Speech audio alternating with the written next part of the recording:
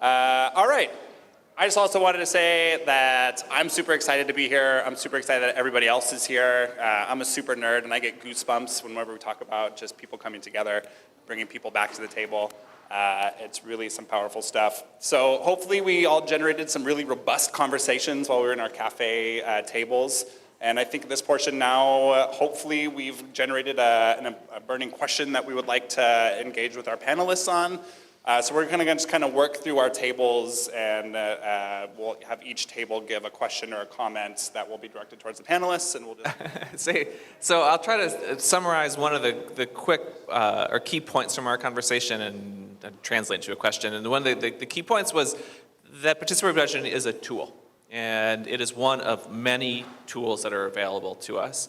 And as a tool, there is an opportunity to use it in new ways, new innovative ways, but there's also the potential to use it to reinforce existing structures. Whether that's who participates or how decisions are made. And so I suppose the question is that true with your experiences or any reflections on how to ensure that it does spur innovation and not just another way to reinforce the current structures? Okay, that's a great question. I think, at least from the youth perspective, I think it's really important, I guess, getting a wide variety of different ideas, and because we haven't traditionally been involved as young people in the government, I think it's usually there are a lot of innovative ideas that come up. I think the danger is that young people sometimes aren't always aware of the technical constraints on projects. So I think making sure to keep the spirit of the ideas that they have true, rather than kind of funneling them or turning them into something different that might be more traditional, is an important part during the process. I like how you mentioned it as being a tool. I see PB as being a tool of power, and with power is having the ability to act. So knowing when you're participating in PB processes, who are being the actors in the room, and who are you inviting to the table? Kind of what Jamal said earlier about, if you're not at the table, you're on the menu. That's an important thing, because you can be eaten up by the agendas that people are trying to force when it comes to what they want out of certain processes. So understanding who's at the table and what impact are you having and what intent do you bring with that is really important to consider. So just to echo something that Jess said, so I think this is crucial. It's thinking about the recruitment stage of participants. So if there's an open call for participants, is it possible for for an initial body to identify what types of individuals from different types of groups, is it possible to identify them at an initial point and then to actively go out and ensure that you have representation from those groups? So I think that's really sort of one of the key ways that you can sort of avoid this being dominated sort of either by the sort of the usual suspects, or that it just sort of becomes sort of a mouthpiece for the mayor's office or a city council member. So I think innovation is really sort of thinking about who can be there and then what can they do to make their use of their time something useful to help them build their communities. And what I'd add to that from a implementer, practitioner standpoint is to be accountable and transparent. So that's everything from accountability and transparency within each of the programmatic phases. So say, we're at the end of voting and we clearly see which projects the people wanted, but for some reason it doesn't go through. It is important that we as practitioners maintain that level of responsiveness to the people who voted. Anything on the ballot should be able to be implemented. That's the standard that we hold in the city of Seattle. We will put nothing on the ballot that cannot be executed.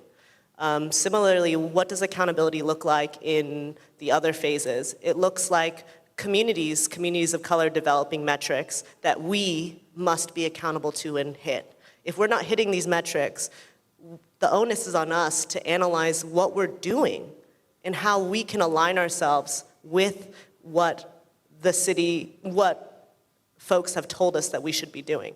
So I think that's a really important question, innovation in participatory democracy, or participatory budgeting. But I think also is just remember to have fun with it, keep it engaging, keep it alive. And we also, have to think about outside the box too.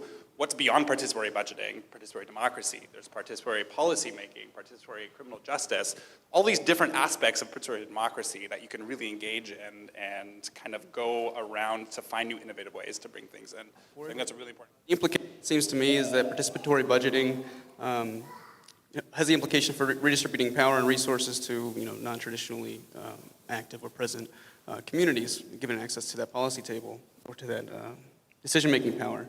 But that it also needs institutional support to really move the needle.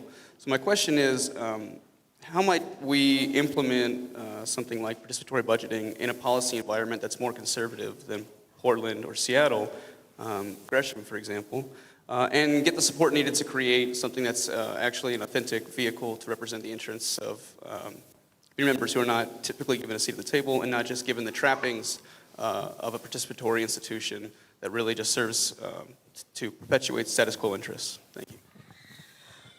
Thank you. That's a really great question, and it really goes back to rhetoric and the language that we use can be very polarizing. On the face of it, participatory budgeting, participatory democracy is very bipartisan, right? And in Seattle, with such similar to Portland, it's kind of that like progressive hammer that kind of comes on the assumption that everybody's progressive.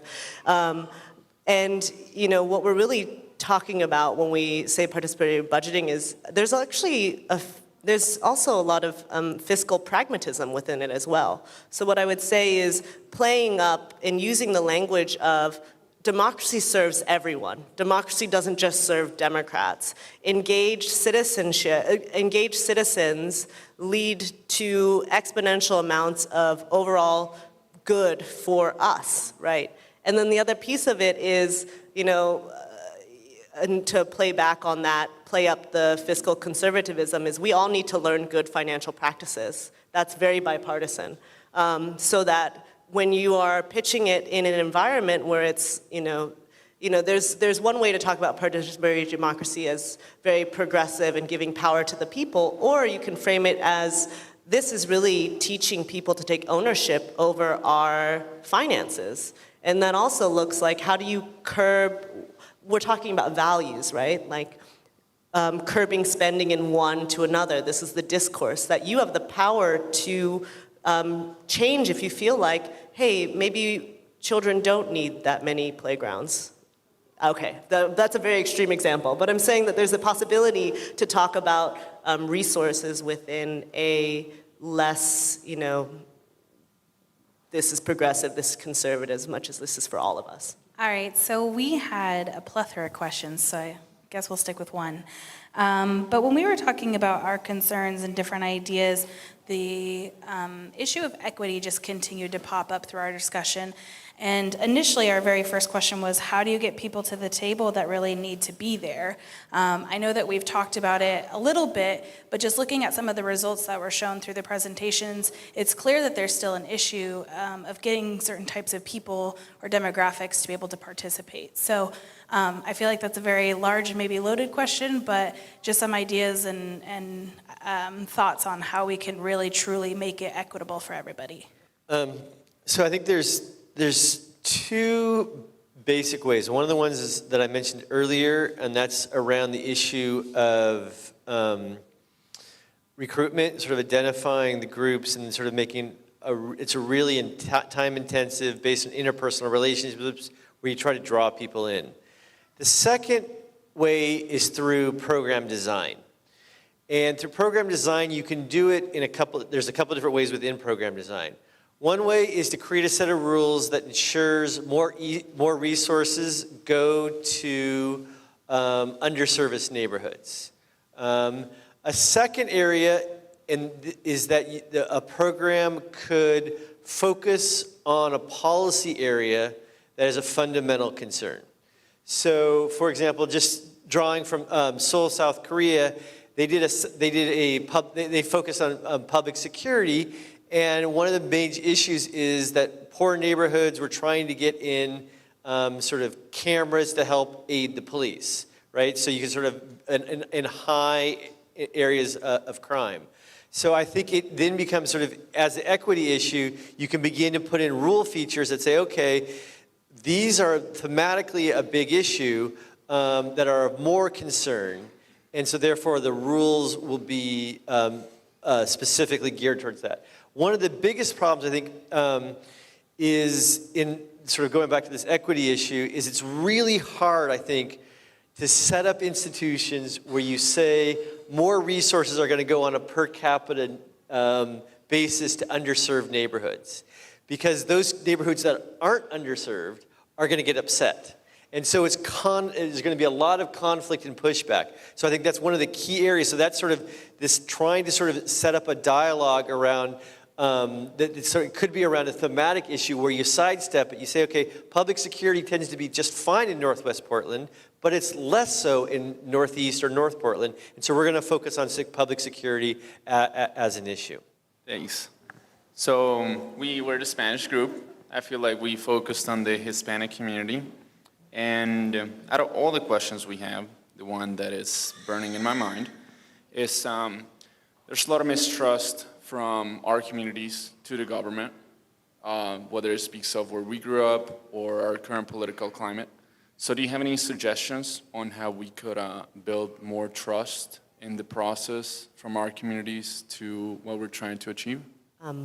This is going to be an unsatisfying response, but what I'm going to say is it has to come from trusted voices, right? Like you guys are the leaders, right? And I'll say this from my own experience of being a first-generation Vietnamese woman, is if someone who is coming to speak to me from an outside perspective that doesn't know the Vietnamese community about what we should do, I'm going to be immediately very walls up. But I think that there's so much people power within the Latino communities that y'all the leaders, y'all know the answers, and it's actually on the onus of the status quo and the government to create space, and that's on us to create that, right?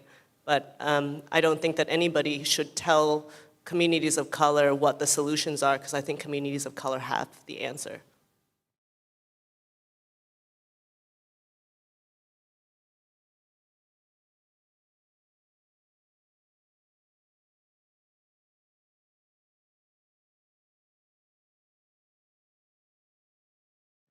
That's a great question. And so this is kind of what I wanted to, I didn't go enough into the presentation. The question of why Youth Voice, Youth Choice transformed into Your Voice, Your Choice was, we started as $700,000 because it was a pilot that a former council member was really passionate and championed with our former mayor. And after that year, there was no more money. It was one-time spending. But we knew as a city that we didn't want to give up on participatory budgeting, which means we had to be creative. So we created Your Voice, Your Choice in part because there was an existing program called the Neighborhood Parks and Street Fund, which for decades had been already money earmarked for park and street improvements within neighborhoods. Now, we took that program and that earmarked capital funding and added the participatory budgeting framework on it because, frankly, we needed to be creative.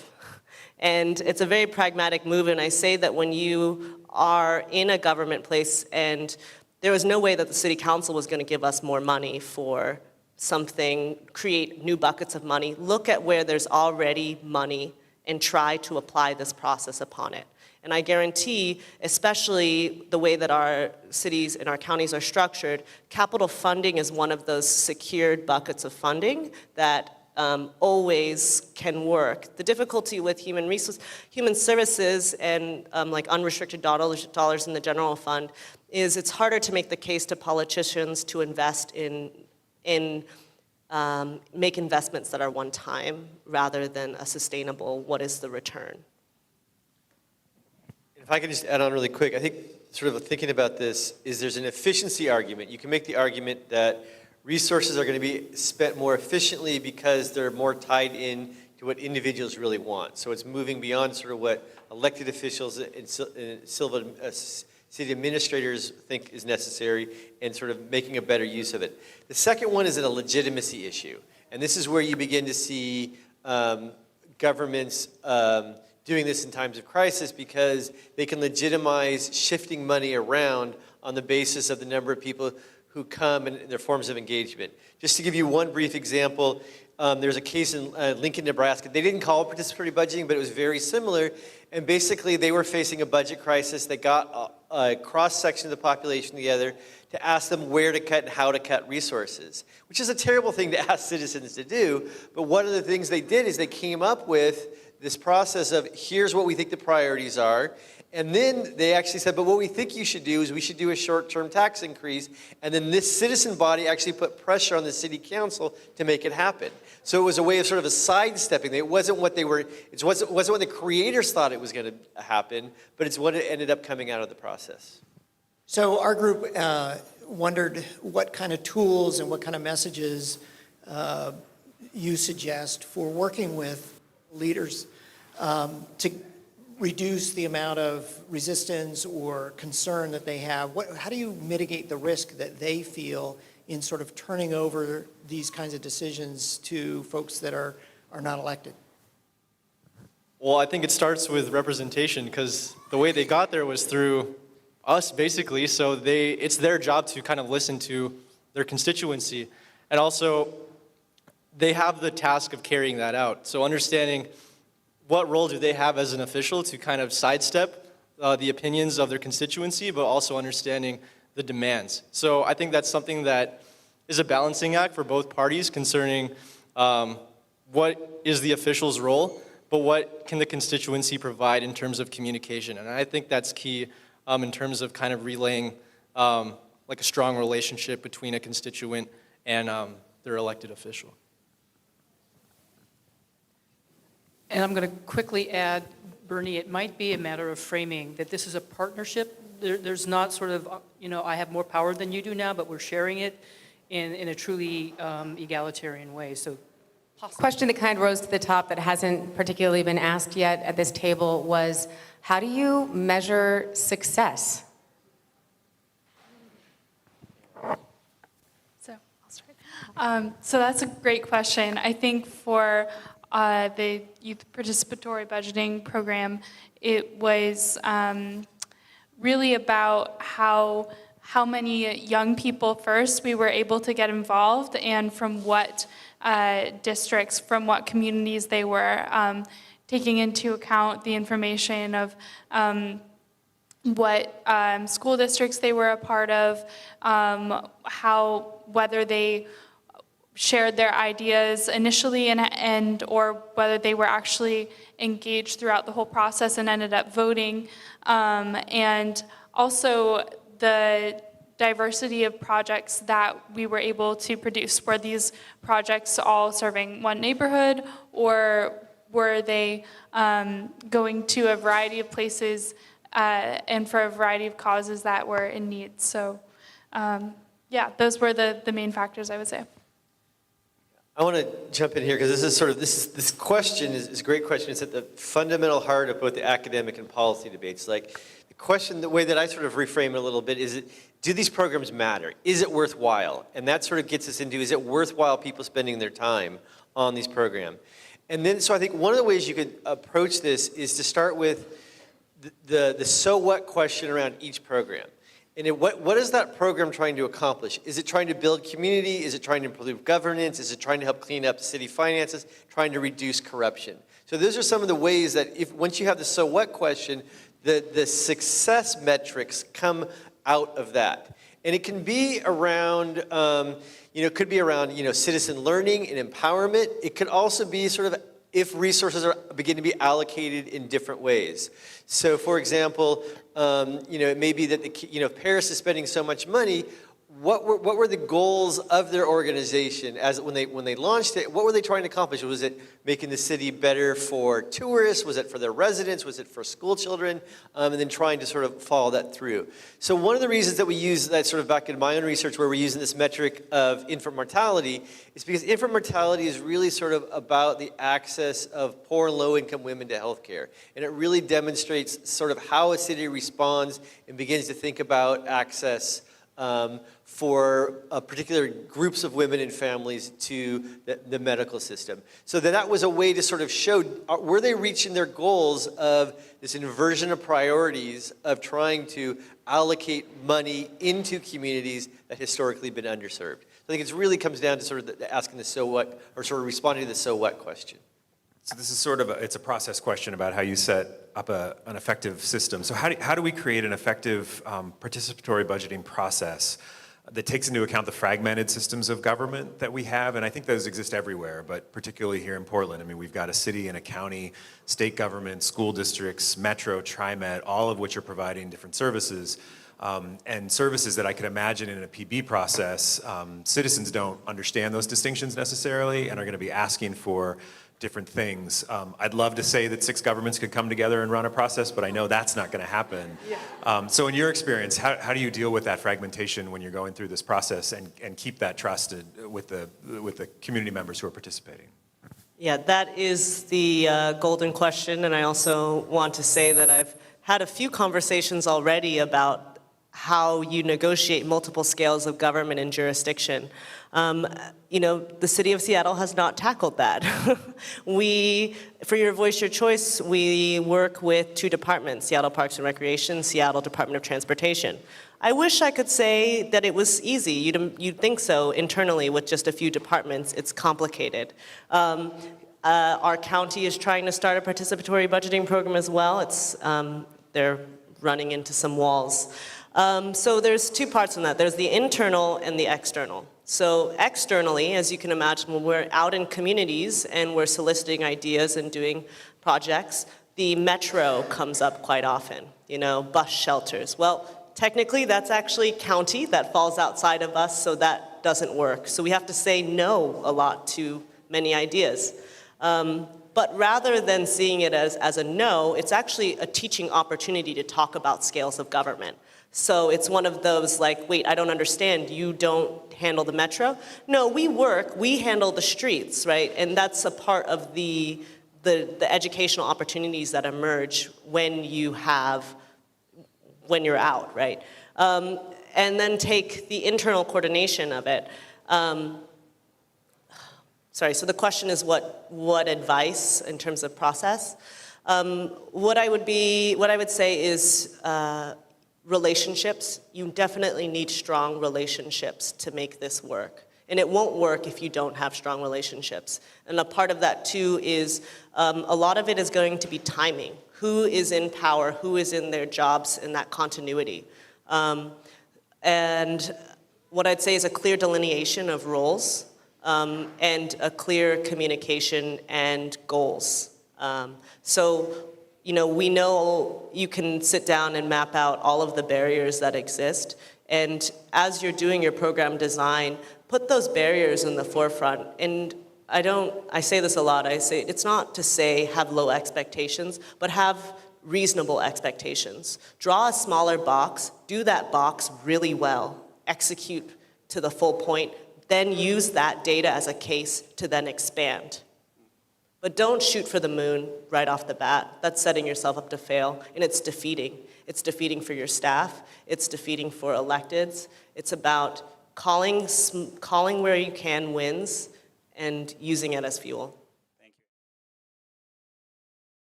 you.